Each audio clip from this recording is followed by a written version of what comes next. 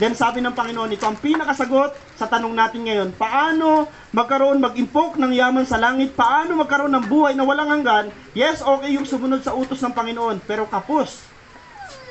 Pangalawa, pag sinuko natin ang buong puso natin sa Panginoon, yes, tama. Pero ito ho ang pinakapinalin na sagot ng ating tanong kanina.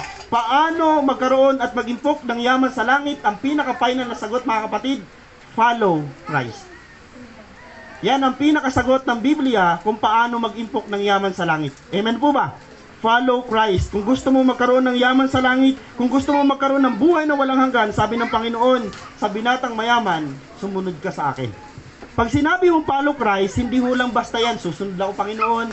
Lord, susunod ako sa iyo. Yun lang pala ang pinaka-requirements mo. Ang totoo, hindi kinaya yan ng binatang mayaman kasi nakapaloob sa follow Christ, sabi dito, to follow Christ, you must forsake all for Him.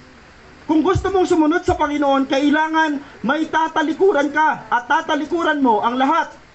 Ang hirap naman ng requirements ng Panginoon. Naalala mo, sabi ng Panginoon sa mga disciple, kung gusto ninyo maging lingkod ko at gusto niyo sumunod sa akin, kailangan iwanan niyo ang lahat. Ano ba ang kailangan natin talikuran at iwanan? Number one, kailangan natin talikuran. Kung gusto mong sumunod talaga sa Panginoon, kailangan mong talikuran ang iyong kasalanan. Pangalawa, kailangan mo nang i-deny ang iyong sarili. To follow Christ, you must forsake all for Him. And lastly, kung susunod ka sa Panginoon, meaning to say, you are seeking and pursuing God's will sa iyong buhay.